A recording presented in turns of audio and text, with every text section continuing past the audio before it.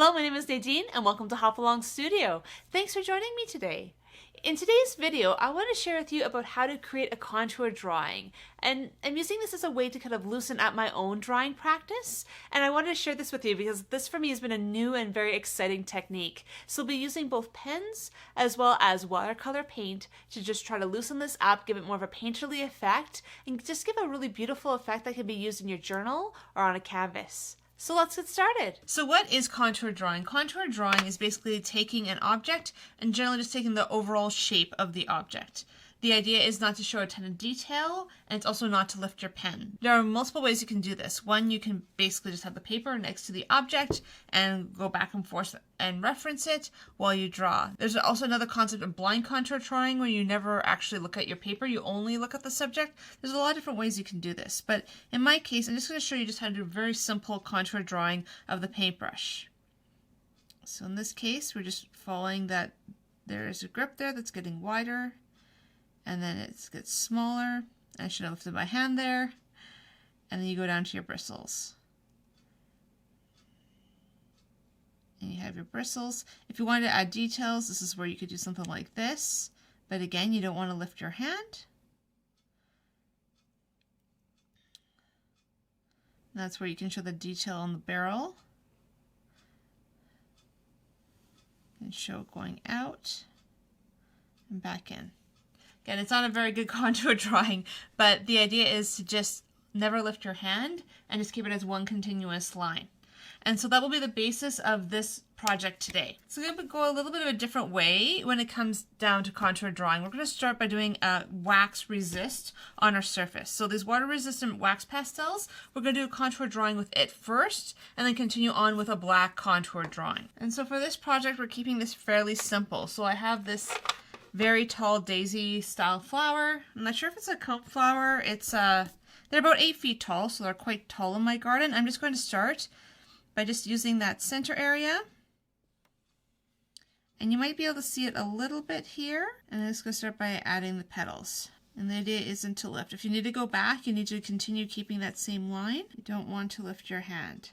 And the idea with this is that you can't see very well what you're doing, and that's kind of the point. You want to try to keep your eye as much as you can on your subject itself. In this case, I am going to lift because I should have thought this through a little bit more and added in my stem and some of the large leaves that are usually part of this flower design. And so it's there. You can see it very faintly as I'm moving it. So now the idea is to go over it with a black pen. And this is where it's fun because you're not going to follow the exact same lines because you can't see it very well. So the idea is to kind of give a resistant areas, to have areas that do follow it a little bit more closely. So for adding the black, I'm going to be using this Tombow art marker. It is water soluble, this one. And I'm actually going to use a brush tip to get a much stronger dark stroke.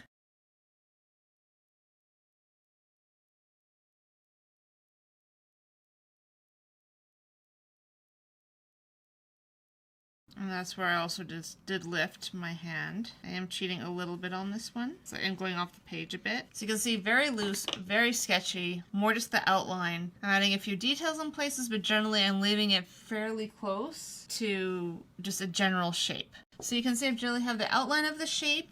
It's not super pretty right now, but this is also where we can start taking this and turning into something that's a little bit more painterly and a little bit more loose. So to start with, I'm going to be using just a watercolor brush.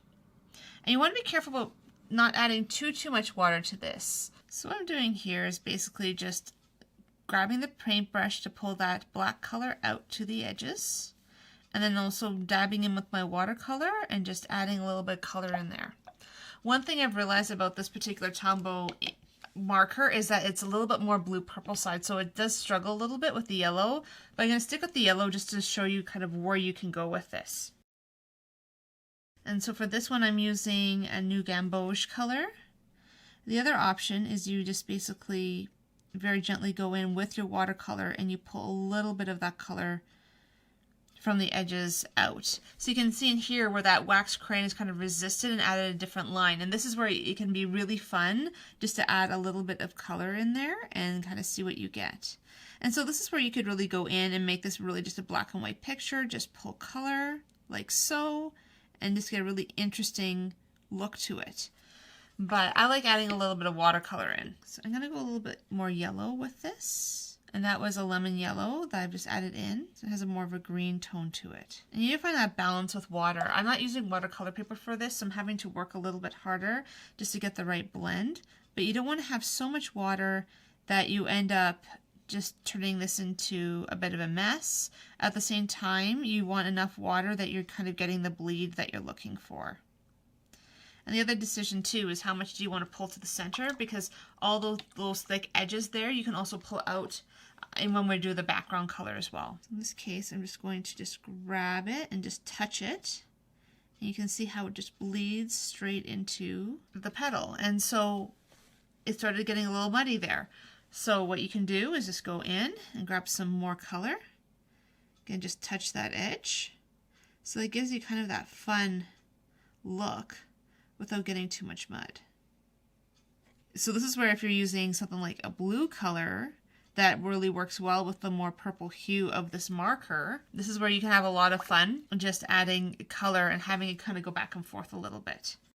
So I'm really trying not to muddy that too much, which is why I'm cleaning my brush a lot. You'll notice I have two things of water. One of them is for washing my brush, the other one's for dipping in. After a while they do get a little bit, both get a bit contaminated, but at least that way it kind of keeps your colors a little bit more pure. About a year or so ago I did a video on how to use Tombows for making watercolor backgrounds. And so this in a sense is just taking that a little bit further.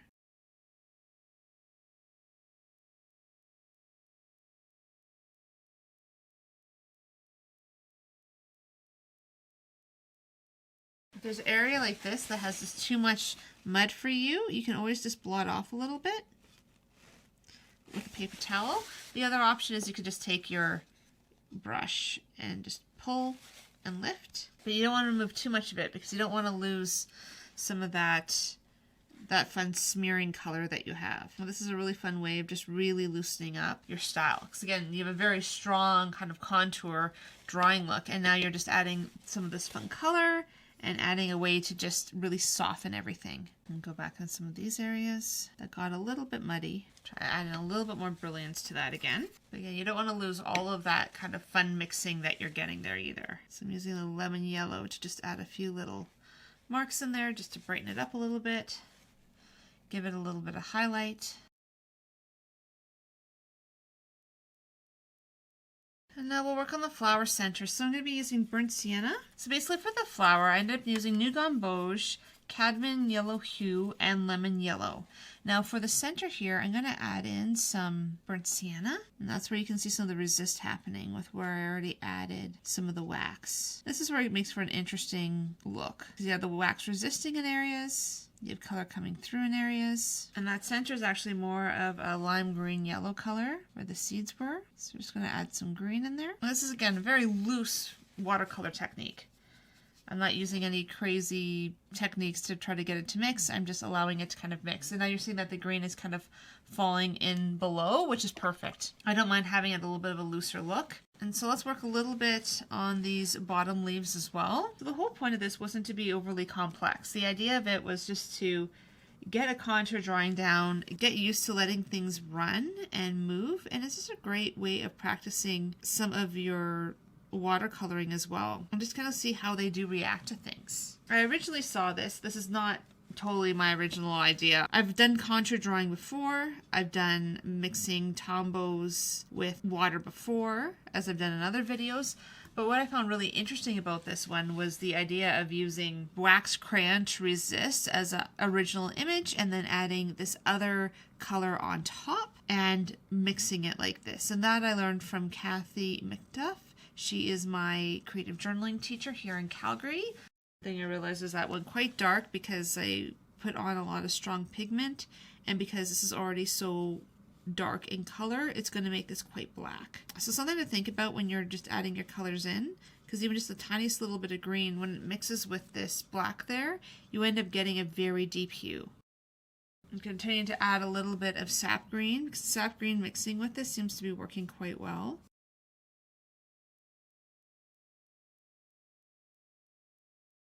Trying to add some yellow in, just to try to highlight some spots. I'm not sure if that's working very well. a little bit. And you can see where I had the leaves originally versus where I have the leaves now. And so I found it adds some really interesting resists to this project. Instead of just sticking with something that's a little bit more conventional in color, you end up having these kind of texture patterns of the resist. You end up having the smudging and everything from the flowers. Basically have all this beautiful watercolor color. I want to decide if I want just to add a few touches of burnt sienna. They do end up having seeds in these seed heads. So they kind of show a little bit of the texture of that. So I would say at this point, just let this either air dry or use a heat gun to let it set, and then we'll work on the background. So now this is mostly dry. Now what we don't have to worry about is that the color from the flower bleeds into the background. It's something to be aware of, is that whatever area is wetter, the paint will navigate towards that. So if you're starting to put paint down, you already have a wet area here, it is going to bleed into it. So by just allowing this to dry for a couple minutes, that kind of just helps this whole process, so you don't have to worry about it bleeding over, and helps kind of keep your colors separate. I'm using a combination of turquoise and Prussian blue for this background, and I'm going to start by just adding in some color. I'm not using watercolor paper, so it does react a little bit differently to the colors. So I find I have to work a little bit faster than I would maybe on watercolor paper. And now what I'm going to do is just take it along the edge here and start pulling out some of that bleed. That's the idea with this whole project, is you want to not have a lot of really strong lines. You want to have that wonderful bleed that comes from just mixing those colors. And you can decide how pure you want your background, if you want it a little bit more bleedy, or you want it a little bit more just straight watercolor. That's also your choice. In this case, I want to show you what happens when you really pull it and allow it to bleed together nicely. You can see you get those deeper colors from it, which is why I started with more of a turquoise color. It kind of works a little bit better when you're just trying to blend out to a darker color. You want to make sure not to stop too soon, because then you can end up with weird lines. And this is where the watercolor paper would work maybe a little bit better than what I'm doing here. But I particularly like this Dylusions journal that I bought. It's pretty good for all sorts of different surfaces. This kind of reminds me of working with Bristol. I actually don't know what type of paper is in these journals. I don't think if they actually ever say, really. For me, it's a good combination of being able to have something that's smooth to work on, but I can still add watercolor and other things onto it. In that case, I'm just going to try to keep this light. I've been kind of darkening it up as I've been going, and you want to have some variation. You don't want the same level of intensity here as you're having with your background, because I find that's one thing that I've really had to work on, is I tend to make everything the same value of color. You have those two May colors and no really dark or light spots. My goal with this is not to be too heavy-handed on the background, to try to keep it as light as possible. And I am getting a little bit of bleed, but I don't mind it. It's a little bit on the green side and yellow side, so I don't mind trying to keep this a bit looser and try to allow a little of those colors to bleed a little bit more. You can see again those spots that are resisting, and then by the color mixing you end up getting some really interesting hues and variations in there. And that's where it's kind of fun, because if you're not super good at mixing your watercolors, this is also another way of just kind of letting colors blend together, and you get some really interesting variations. And some of this is just figuring out how to use what you already own in a different way. It's adding in deeper hues, it's trying to use your markers in a different way, because a lot of these are used for drawing and brush calligraphy and that kind of thing, but it's kind of fun to take it and see what else you can do with it. So you can see we've gotten these really deep and different kind of colors of blue that you would normally not get just from adding your watercolors. You'd have to mix a lot of color to kind of get there. Continue to add a little bit more blue.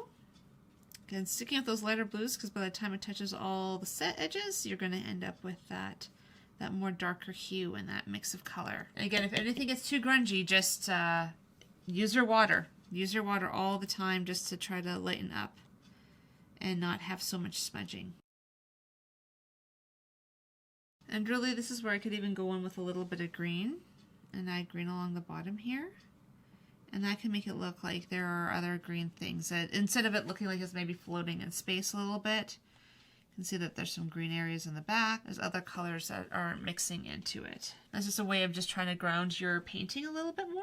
So now that this is dry, you can see how fun this can be by using the contour drawing and the resist with the watercolor. So you have your contour drawing in here, but now that it's been all softened, it has a very painterly feel. You have the resist from the wax. It still gives those really strong white lines. You have the dark lines from where you added your original Tombow marker, and then you end up having all these nice mid values just by using your watercolors. I also want to show you a couple other examples of this that I did earlier in the week. I was very inspired by this technique. So this one is done just with the resist and with just the black Tombow marker, and I just let it blend. And that's how I could tell that this has a very purple hue, which is why it was clashing a little bit with the yellow, because you can see how deep those hues are. And so you could really just do a black and white, just with some different kind of floral shapes. I also did this page, which was using a little bit more detail to it. I wanted to do some more detailed flowers. And you can see how the resist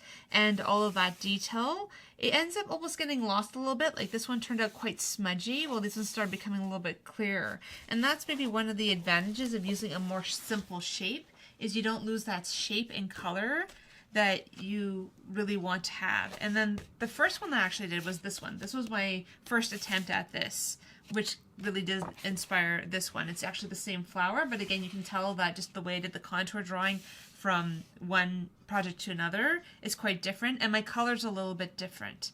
With this particular one, I used the thin end, while on this painting, I used the brush end, which gave me more ink down on my page and allowed me to have a little bit more variation, a little bit more dark spots than this one. And this one here was a bit of a mistake on my part. I didn't check if my marker was water soluble. I made the assumption it was water soluble, so I was really scribbly and loose, assuming everything was going to blend, and instead it didn't. So I ended up turning this just into a watercolor project, but it was still fun. I still like the resist marks. Again, if you even just don't want to go for the blending, but you just want to add those resist marks, you can see how it adds a little bit of variation to those contour drawings, and just how you add drawing and ink to your page. So thanks for joining me today, and I hope that you have found this video helpful, that you maybe learned something about contour drawing and something about how to kind of loosen up and create a more painterly feel to your projects. If you have enjoyed this video, if you could like it, subscribe to my channel, and hit that notification button so you don't miss out on any future videos.